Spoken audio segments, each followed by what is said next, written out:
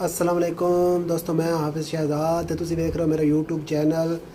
ਤੇ ਦੋਸਤੋ, ਕੱਲ ਵੀ ਅਸੀਂ ਗੱਲ ਕੀਤੀ ਸੈਲਾਬ ਦੇ ਬਾਰੇ, ਪਰਸੋਂ ਵੀ ਗੱਲ ਕੀਤੀ ਤੇ ਅੱਜ ਵੀ ਅਸੀਂ ਸੈਲਾਬ ਦੇ ਬਾਰੇ 'ਚ ਗੱਲ ਕਰਨੀ, ਕਿਉਂਕਿ ਸੈਲਾਬ ਦੇ ਹਾਲਾਤ ਜਿਹੜੇ ਨੇ ਬਹੁਤ ਜ਼ਿਆਦਾ ख़राब हैं। मुख्तलिफ ਤੁਹਾਨੂੰ ਕਲਿੱਪ ਵਿਖਾਈ मुख्तलिफ इलाकों ਦੇ कि किस तरह तबाही ਤੇ बर्बादी हो रही ਤੇ ਲੋਕ बेचारे ना उजड़ रहे हैं, अपना घर बार उन्हें छोड़ना पै रहा, फसलें तबाह, जानवर बेचारे दे लुढ़ गए, घर बार ढह गए ਤੇ बड़े बड़े हालात हैं। तो हुकूमत जो फिलहाल खास करके साड़ी पंजाब हुकूमत इस बारे ना कोई इकदाम नहीं उठा रही, लोगों की मदद नहीं कर रही है। तो फिलहाल बड़ी गफलत का मुजाहरा कर रहे हैं। तो असी हुकूमत अगे अपील करें कि इन्हें बेचारे गरीब लोगों की मदद की वजे। साढ़े मुल्क के बासी, साढ़े मुल्क के शहरी तो अगर सूबे के शहरी तो अगर साड़ी हुकूमत पंजाब हुकूमत जी उस इन्हों की मदद नहीं करनी तो बात इन्हों की मदद क्या करनी। इन्हों की मदद करने वास्ते KPK आना, बलोचिस्तान आना, सिंध आना, उस तो बाद गिलगित बल्तिस्तान आना या कश्मीर आना।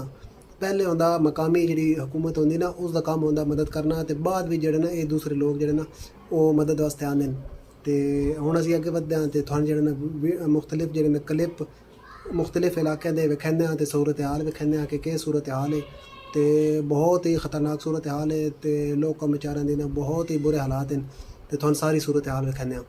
अच्छा तो दोस्तों, यह मनाजर जोड़े तुसीं अपनी स्क्रीन पर वेख रहे हो, ये है हैड सलमानकी ते जोड़ा कि दरिया सतलुज के उत्ते मौजूद है। तो यह तुसीं वेखदे पे हो कि हैड सलमानकी दा इत्थों दरिया जोड़े ना बिल्कुल फुल्लो फुल भरे हुआ। तो इस ना इदा दे बड़ी तबाही मचाई हुई, लोग बेचारे ना बड़े परेशान हैं। तो बड़ी उन्होंने भैड़ी हालत है। यह तुसीं वेखदे पे हो किस कदर दरिया नाराज़ है तो कावड़े होया। तो यह हैड सलमानकी दे नज़दीक ही ना एक बंद बने हुआ। तो उस बंद दे मतलब एक साइड ते ना जो दरिया वाली साइड है ना, यह तुसीं वेखदे पे हो कि पानी पानी है। तकरीबन 5 तो 6 फुट पानी इतने जमा हो चुका। तो पानी की सतह में मुसलसल इजाफा हो रहा, मकामी लोग दस रहे हैं। यह तुसीं वेखदे पे हो। तो यह वेख लो फसलां ते तिल ते लोगों दी वन पवनियां जिहड़ियां छइयां रुड़ गई ना। तो और इस पानी के थल्ले फसल है, वो जनाब मुंजी की फसल है, मकई की फसल है, इस तरह होर मुख्तलिफ जी ना फसल है इस पानी के थल्ले। तो उस तो बाद उत्ते जनाब पानी चल रहा। उस तो बाद तुसीं वेख रहे हो कि अद्धे अद्धे दरखत जोड़े ना इस पानी के डुबे हैं।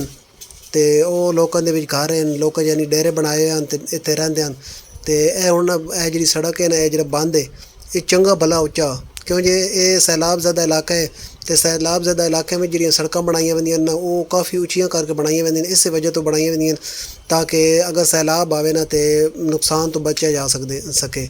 तो ये पानी जो ना इसकी सतह में मुसलसल इजाफा हो रहा है। तो जिस टाइम बल्कि हुण इस पोजीशन तक पहुँच चुका कि इत्थे जी ड्यूटी ते फौज के नौजवान मामूर हैं ना, वो हुण बारूद ला के ते इत्थों जनाब बंद नूं तरोड़न लगे ताकि पानी के पिछे जो ना पानी इस पासे कम किया जा सके। तो जड़ियाँ इस पिछले पासे आबादियाँ जोड़े शहर हैं उन्होंने बचाया जा सके। और सामने तुसीं वेख रहे हो घर हैं, ये पानी के जनाब ना आहिस्ता आहिस्ता डुबते वैंदे। तो कमरा जो है तो बिल्कुल डुब चुका। तो ये बेचारों के बड़ा मुश्किल टाइम है ना लोगों के, क्योंकि घर बनाने तुहानूं पता ये बंदे की जिंदगी लग पैंदी।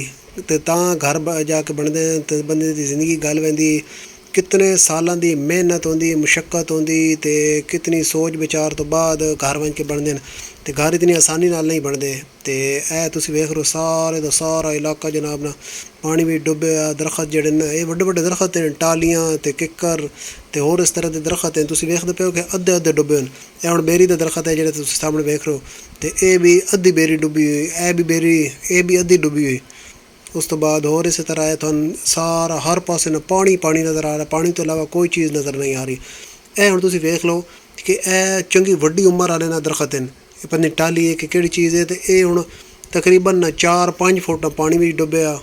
तो हुण ये लोग जोड़े ना अल्लाह ताला अपना करम करे। तो जिस टाइम हुण दरिया में पानी पिछों घटना ना, अज तक तो दरिया में मुसलसल इजाफा हो रहा। तो उस तो बाद आखदे पे ये पानी तो कुछ भी नहीं, इस होर इजाफा होना। तो ये हुण जिस टाइम दरिया दे विच पानी घटना तो उस तो बाद दरिया ये पानी जो ना अपने आले पासे छिकेंदा तो तां ये फसलां जिहड़ियां बच सकदियां। तो हो सकता वैसे बहुत मुश्किल है कि फसलां इन्हां दा बचने दे इम्कान जो बहुत घट है। तो उस तो बाद वैसे एक गल है कि रेतली ज़मीन है, कोई दरिया पानी छिक ले सी तो कुछ जो ना ज़मीन पानी पी वे सी। तो जल्दी ना ये ज़मीन जी ना काबिल काश दोबारा होवे सी। तो यह हुण जिहड़े मनाजर तुसीं अपनी स्क्रीन दे उत्ते वेख रहे हो, ये हैं दरिया रावी दे। ਤੇ ਲੋਕਾਂ ਵਿਚਾਰਿਆਂ ਦੇ ਘਰ ਉਜੜ ਗਏ, ਲੋਕਾਂ ਦੇ ਵਿਚਾਰਿਆਂ ਦੀਆਂ ਫਸਲਾਂ ਉਜੜ ਗਈਆਂ ਤੇ ਦਰਿਆ ਰਾਵੀ ਦੇ ਵਿੱਚ ਮੁਸਲਸਲ ਜਨਾਬ ਮੱਝਾਂ ਬਹਿ ਕੇ ਆਉਂਦੀਆਂ ਪਈਆਂ, ਲੋਕਾਂ ਦੇ ਘਰਾਂ ਦਾ ਸਮਾਨ ਬਹਿ ਕੇ ਆਉਂਦਾ ਪਿਆ ਤੇ ਪੇਟੀਆਂ ਤੇ ਕੱਪੜੇ ਤੇ ਪਤਾ ਨਹੀਂ ਕਿਹੜੀ ਕਿਹੜੀ ਚੀਜ਼ ਜਿਹੜੀ ਨਾ ਉਹ ਪਾਣੀ ਵਿੱਚ ਬਹਿ ਕੇ ਆਉਂਦੀ ਪਈ ਹੈ। ਕਿਉਂ ਜੇ ਪਾਣੀ ਇੱਕ ਸੀ ਵਾਰੀ ਜਿਹੜਾ ਨਾ ਉਹ ਵਿੱਚ ਆਇਆ ਨਾ, ਇਤਨੀ ਜ਼ਿਆਦਾ ਮਿਕਦਾਰ ਵਿੱਚ ਆਇਆ ਨਾ ਕਿ ਲੋਕਾਂ ਵਿਚਾਰਿਆਂ ਨੂੰ ਸੰਭਲਣ ਦਾ ਟਾਈਮ ਹੀ ਨਹੀਂ ਮਿਲਿਆ।